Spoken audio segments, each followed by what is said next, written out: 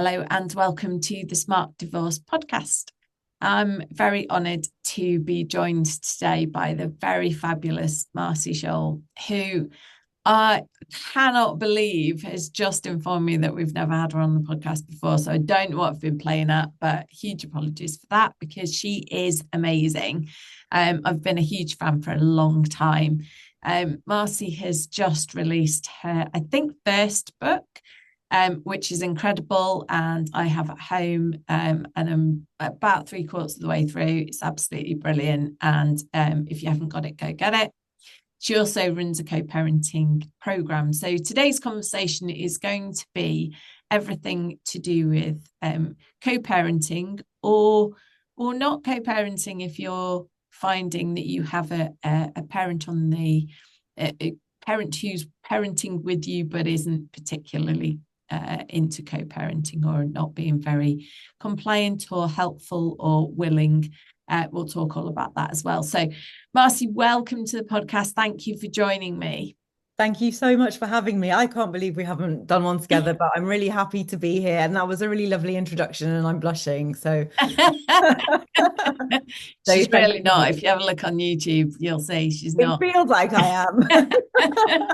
And I'm really glad you're enjoying the co-parenting method book. I'm really, really pleased. Yeah, that has been a hell of a year. It has been a hell of a year, and it was a hell of a launch, and there was so much on LinkedIn about what an incredible book it is. If you are interested in buying it, we will put a link. Can't speak.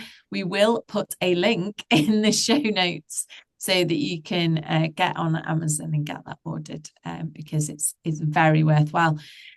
Before we crack on, and I feel like I've talked a lot already, but could you just introduce yourself? Give us a bit of background about what led you to the work that you do now in terms of the co-parenting method and your business, the co-parenting way.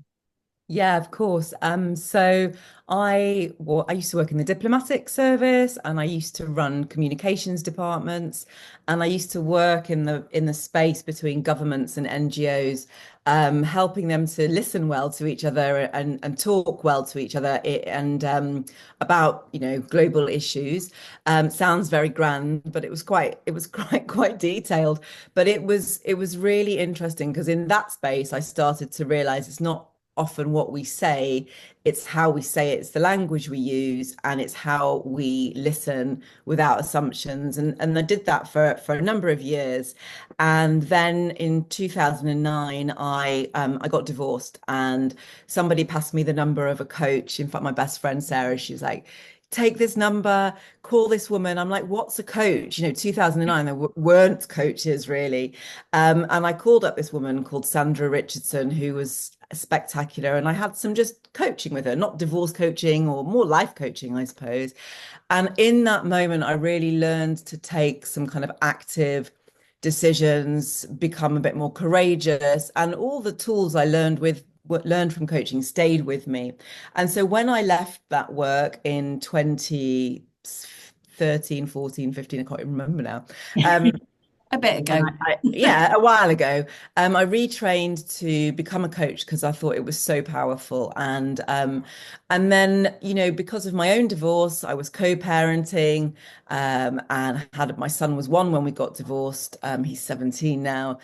I kind of put all of those things together, the coaching tools, the communication skills, my own experience. And I started to think, gosh, I could have really done with something in the early days. It was really difficult. The separation was very emotionally charged. It was, we had a 1-year old, and there was no blueprint. We didn't know what to do. And I thought, hang on a minute, I know what to do now, and I know what works, and I've got this experience, and I've got this skill set that maybe I can build something that will help other people. And that's when it was born. So in 2016, I kind of brought this idea of co-parent coaching into the UK. And it was, it's always hard to bring something new in, but the landscape was changing in family law, and people were becoming more and more receptive. And I've really seen that over the last decade. Law firms want to work in ways that cause less conflict, and lawyers want to be more collaborative and more child focused. But there still wasn't a methodology out there. So my one-to-one work that I was doing with clients, kind of morphed and changed and grew. And we launched an online program in 2022, and that has now changed and morphed and grown.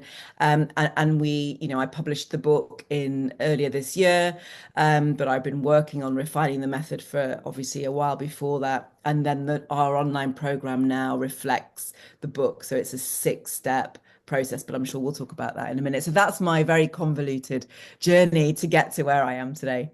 Do you know, it's funny. I often think that that mothers in particular would make fabulous peace diplomats to go and conquer world peace, because I do think that the skills we have to learn in negotiation and communication certainly set us up well for that. So it's I in love that. you almost did it the other way around.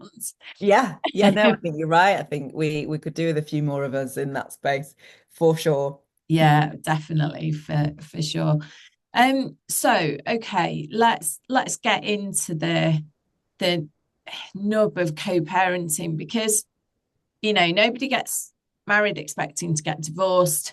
Nobody has a child expecting not to live in the same house and parent together. And I don't know what your view of co-parenting is, but for me, it's about parenting in two separate houses, but both kind of working together to parent the children as if you were in the same house, but doing it from two houses and sort of retaining that family.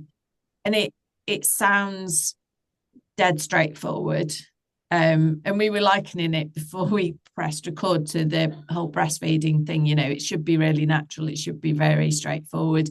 And it's really not. And people need a lot of guidance. So I don't want to like completely spoil it and trash anyone needing the book or your course, but just give us a brief outline as to kind of what co-parenting is and how people might start on that route.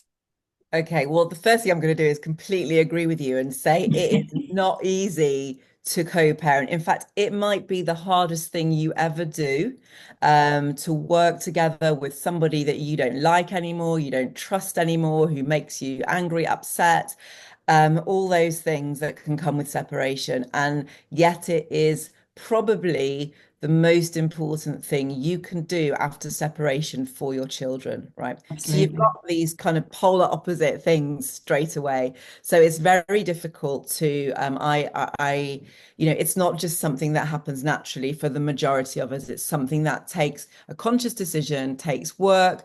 We have to, manage ourselves. We have to manage what we say. We have to kind of not lose our rag at our ex, all of these things. And in a time when you really might be finding life tough. Okay, so that's the first thing I want to say. I don't for a minute go, yeah, everybody should co-parent. It's It's dead easy. easy. It's not easy. I've done it for 17 years. We are good now. We are all good at co-parenting, but it's not been an easy journey always. So that I wanted to start by saying that.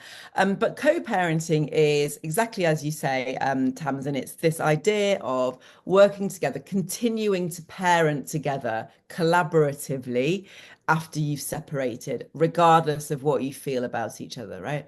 And it's this idea that obviously it's over into homes and it requires communication, it requires decision making, it requires respect.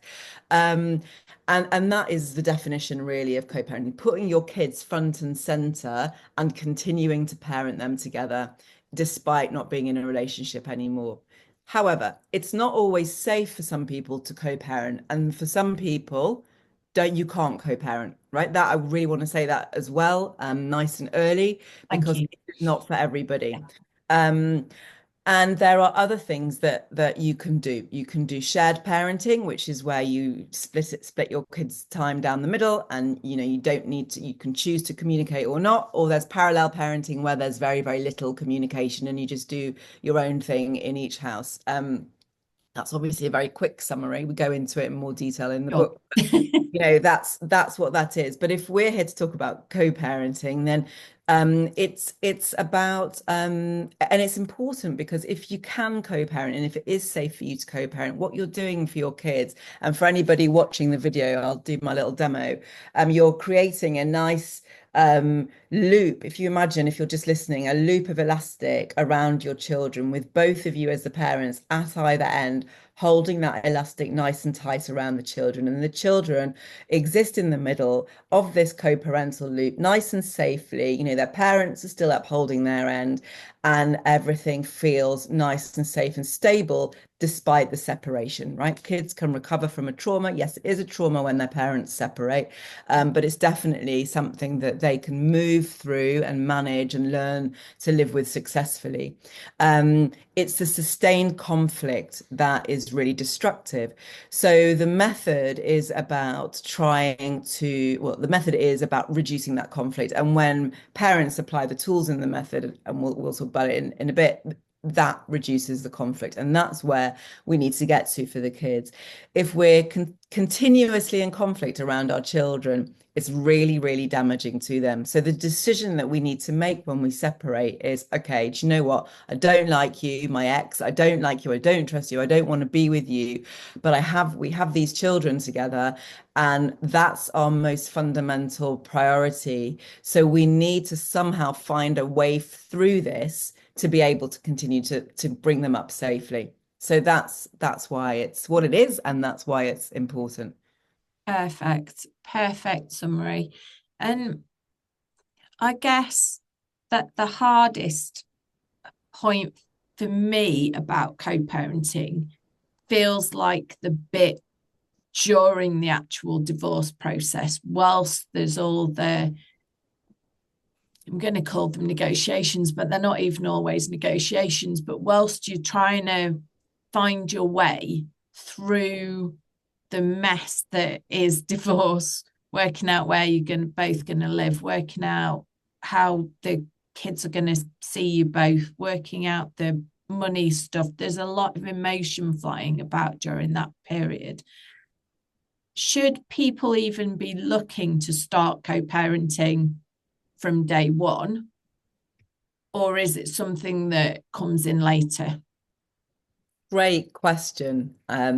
I would say it depends on the circumstances that you're in, on how you found yourself in this situation. But I would say that your children don't stop being your children whilst you sort your stuff out. You've got to keep that in mind. Um, and what I know from my many years of working in this space is if you have separated in difficult circumstances, it will often start off as very acrimonious, very argumentative, a lot of confrontation, and then it can ease off, okay, as time passes. So if you are listening to this and you are like, I could never do that, we're just not in the space, I would just invite listeners to think into more of a long-term frame of mind, because your kids are going to need you to work together to parent them.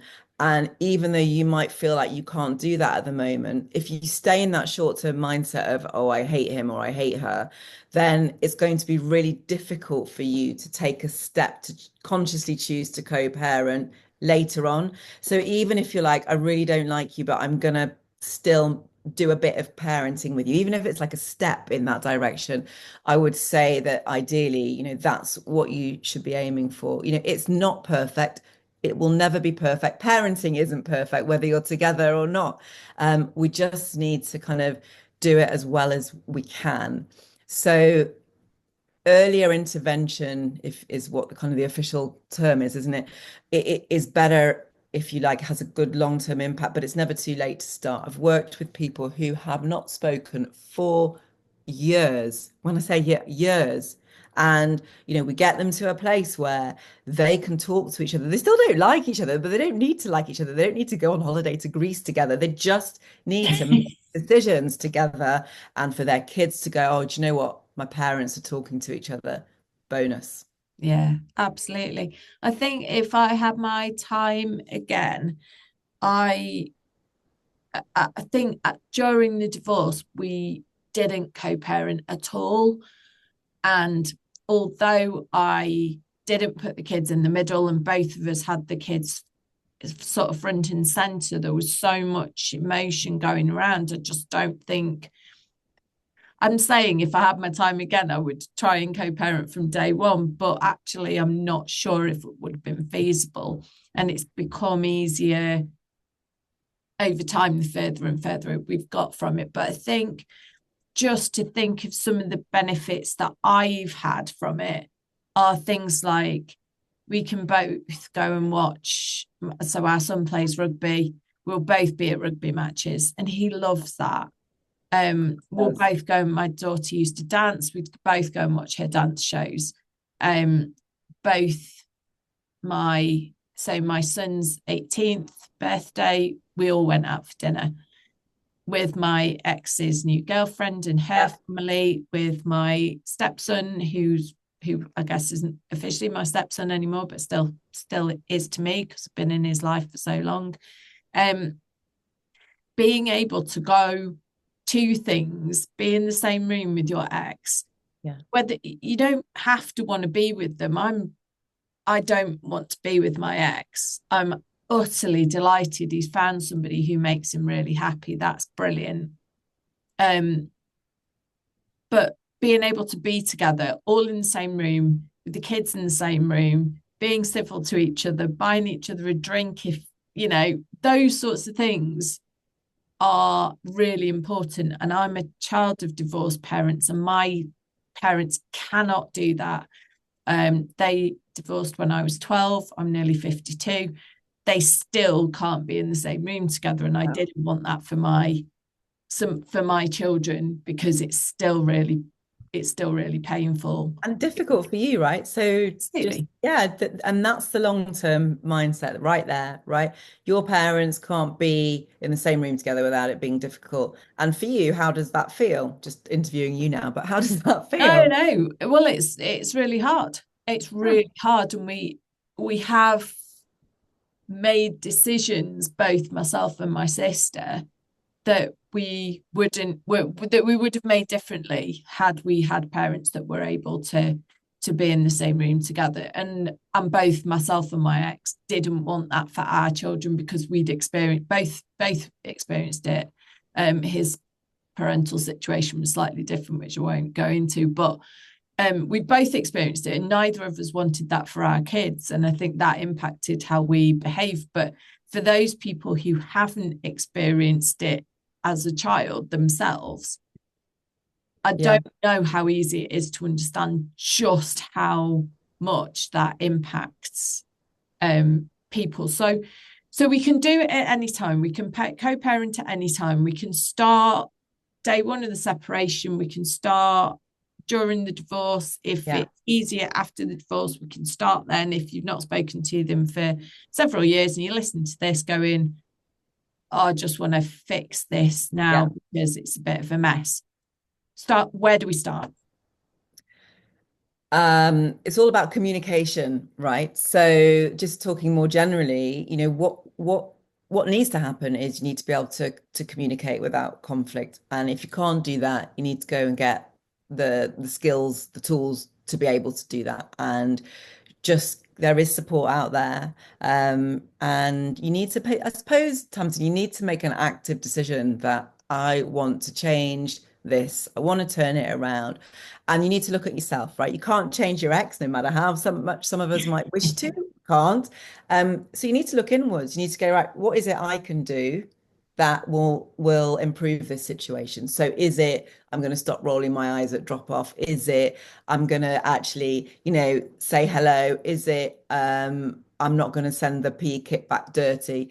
Is it I'm going to send an update after every exchange of when you're dropping off and picking up? And so look at yourself. What is one small change that you can make today that's going to improve your situation going forward? Okay, I love that. And so you could be sitting there going, there's absolutely no chance that I will be able to co-parent with my ex, because things are so bad that I just don't think co-parenting is an option. albeit all the caveats about it being safe to do so. If it's safe to do so, but you still like, we're just not, we're just not in that space. You're not saying that's not possible, then. You're saying make a start and see if you can look inward at some things that you can change about the relationship with the other person to potentially start a move on to this co-parenting journey. Yeah, what I'm saying is if you go into a restaurant and you're really rude to the waiter and you're like, bring me my food now, Oof. what kind of response are you going to get? You're not going to get a friendly response. You're not going to get a happy response. You don't want to imagine that they might spit in your food, but they might spit in your food, right? If you go into the same restaurant and you're say, good evening, hello, nice to meet you, thank you very much. You're polite, you're much more likely to get a more positive response back. So what I am saying is in any interaction, in any communication, what you put out changes and influences what you get back. So actually, it's a very powerful thing to do to modify your own behavior to get back what you're looking for. And if you apply that to co-parenting, some people, the amount of people I get on the program where their co-parent doesn't come, right? It's probably about 50% of all Okay. participants come on their own. And, at the start, when you're talking to them about whether they're going to come on the program or not, they're like, well, my ex won't do it. And it's like, well, you come because actually the changes that you make, the boundaries that you learn to set, the language reframes that you will learn to do, the interaction, the control, the listening skills that you get, the self-management stuff that you learn that, there's 20 practical tools on this program. I'm not Oh. going to list them all now, but it's game changing. So what you're doing, even if your co-parent won't come on the program or won't co-parent, you are holding up. Remember that loop I talked about before? You are holding up your side of that loop. And even if the other side isn't being held up by your co-parent, you are providing the safe, stable, structure for the children. You are interacting with your co-parent in a way that is respectful and communicative, and that goes a long way to showing your children how to resolve conflict, how to show up in conflict, about integrity, about different value systems that are good, strong messages, and that in itself will keep them nice and safe and stable. So it's co-parenting with one of you, if you like. You might just be putting it out there and not getting it back, but the impact is still really incredible on your kids. And what I've seen happen quite a lot is one parent will come on the program, and then lo and behold, 6 months later, other one goes, oh, actually, I've seen that my ex has really changed and it's made everything much better. And I would like to learn what they've learned. Oh, I was going to ask you that actually, whether you'd had success stories like that, because it sort of feels like if one of you's prepared to put the work in, then it'll start Yes. filtering down because suddenly you're communicating differently anyway, and things you maybe there's a move towards being able to co-parent together. So I'm going to put you on the spot bit now because I haven't Uh-oh. prepared you for this. But have you got any examples of really good co-parenting relationships that perhaps started off not so great? Yeah, loads. We You just might have. Yeah, the program that we've just finished. So it had a set of parents. Dad lived in the UK with son, and mum lived in the US with two daughters. Oh wow. And so when they split up, it was very explosive. It was highly, high level of conflict. And mum took the girls back to the States, and the son didn't want to go, so he stayed in the UK with the dad. And, so straight away, you've got a geography problem and a non-communication problem. And it was really, really difficult. They were not communicating. And it was actually the dad that booked on the program for both of them. And, just told the mum with like I think it was about 24 hours notice. So she came and was very resistant to Bet doing she was like it. She that. had no idea. She just, Folded. yeah, and she was like, oh, well, I'm not going to do it. I'm going to just, anyway, they got the level of the program where there was one-to-one support with me, okay, which was probably quite helpful, I think. And within 3 weeks, they were talking. Within 3 weeks, they were having family Zooms, which weren't descending into chaos. They are now at a point, they've tried, this is her words actually, I think about 20 different things, and nothing worked for them. They tried mediators, they tried therapists, they tried, the lawyers were probably not being massively helpful because I think they were fueling some of the argument. And now they speak, now they make decisions, now they can co-parent, they plan, they get on actually. It's not just that they're just going through the right, they actually get on. And it's been really, really good. And I've been absolutely delighted with that because that was really a really tricky one. That's just one of many. It's I've had parents who haven't, like I said before, haven't spoken for years. They learn the tools, they learn, it's harder for them, but they learn how to listen to each other. They generally come when there's a big decision that needs to be made. Lawyers are really expensive. It's more cost efficient to go through a program like this. And they get the tools that then last them forever. School decisions, when they haven't had parents who hadn't spoken to years, they were making a decision about secondary school.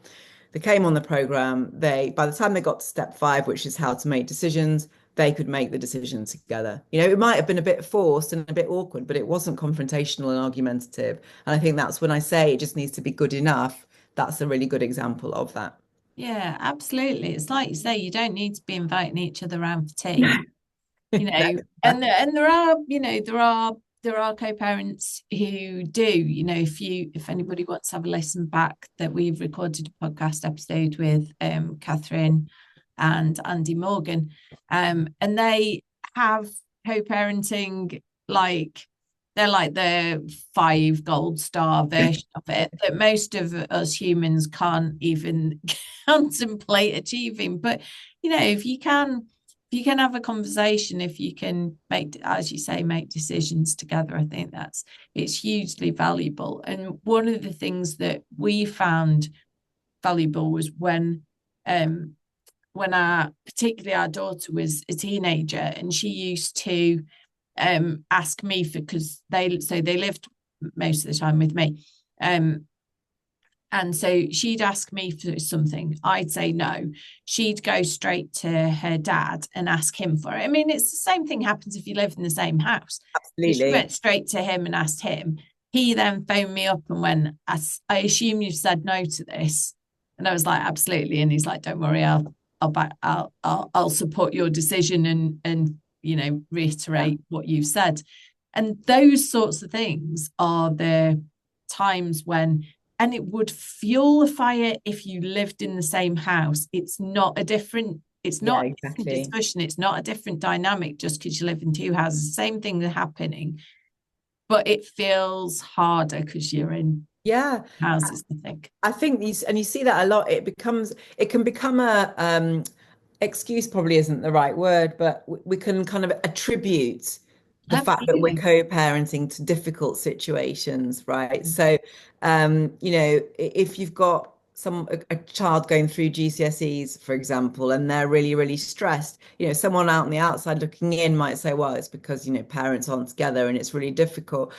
But actually, you might have the same situation. You probably would have the same situation if parents are together. So it's really important to remember that it's not the reason for always for difficult situations.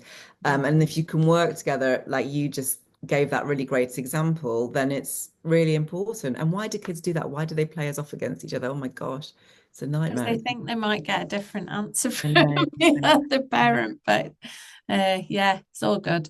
Um, so just a question about we talked very briefly about, I know I don't want to go into a huge amount of detail, but about kind of parallel parenting where you just can't you're you're doing your absolute best. You've done the course, you've read the book, your communication is as good as it can possibly be.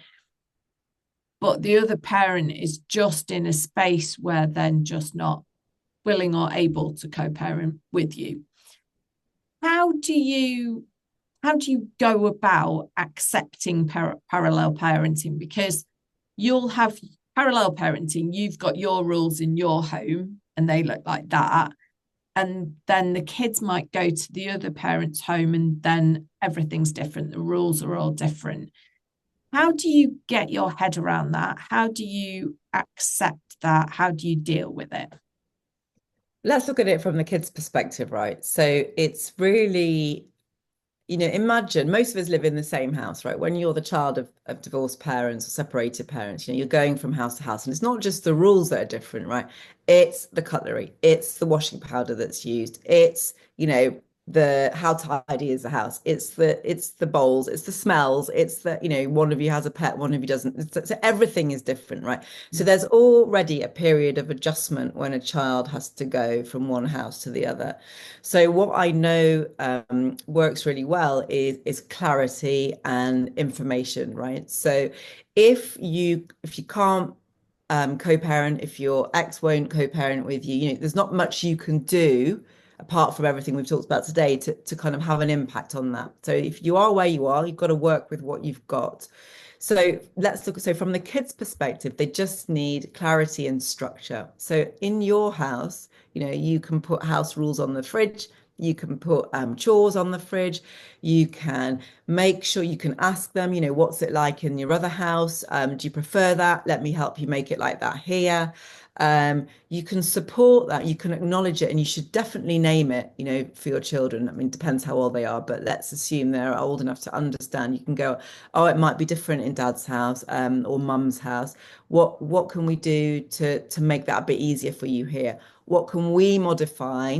Not saying you change everything to match the other house, but I am saying, try and do small things, tokens, reach out, gestures that make your kids feel like they're being really seen, like that their parent understands that it might be difficult for them.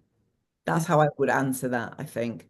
I love that. That's really it's really good to hear because it can it that I think that can be really hard when you have boundaries that you feel like, no, I can't change those boundaries, but there might be some things, even though you've got I can't change those because those are hard, fast boundaries for me, but maybe I can do some things around the outside to Yeah, make it a little bit more yeah. difficult to have that change. And name it for your children. Name it. Let them know that you know. Yeah. Yeah. No, I think that's really important because it's acknowledging and it's recognizing and it's also allowing them to talk about what happens in the other part of their life. Because I think that one of the difficulties is that you have two separate lives Yeah, almost, you do. and Yeah. and you're perhaps discouraged from speaking about that one in this house and that one in this house, and that can make things really Or the difficult. opposite, you're pumped for information as soon as you Yeah, change houses. Yeah, yeah. all those things are really tricky. I think so. And I think, even when you do it well, I think children still have a tendency to compartmentalize. What happens in one house stays there and what happens in the other house stays there. I see my son doing that and, he tries because we talk about it and he's obviously 17 now, so it's different. But, you don't want to push them for information, but you do want them to feel comfortable enough to be open. And it's kind of a fine line. I don't know that I've always got it right, but or maybe I've gone too far and just let him decide what he wants to say. And then so we talk about it quite a lot, and we try and kind of help him understand that it's okay in both houses to talk about it. And the more, so he has, four parents effectively now, me and his stepdad and his dad and his stepmom, and we communicate more now, really, in the last few years than we have before. And that helps him. That helps him feel comfortable enough to be open, and to kind of swap information. Yeah. So yeah. Absolutely. And I think another thing that I think is useful is not stopping them from remembering how things were. Like acknowledging that there was a time when you were all living in the same house. I mean, slightly different when you had a 1 year old when you but mine were, mine were 10 and 11 or something around that sort of age when we split up, and they do remember like what life was like before. And I think acknowledging, fun times that you had and remembering holidays that you went on and things that you all did together is valuable, because you would do that if you were all living in the same house. And I think to let those conversations be still held just acknowledges that it's still valuable, it still means something to you as well. So I think those are things to Yeah, do. I think that's right. And even in my situation, I talk about the relationship.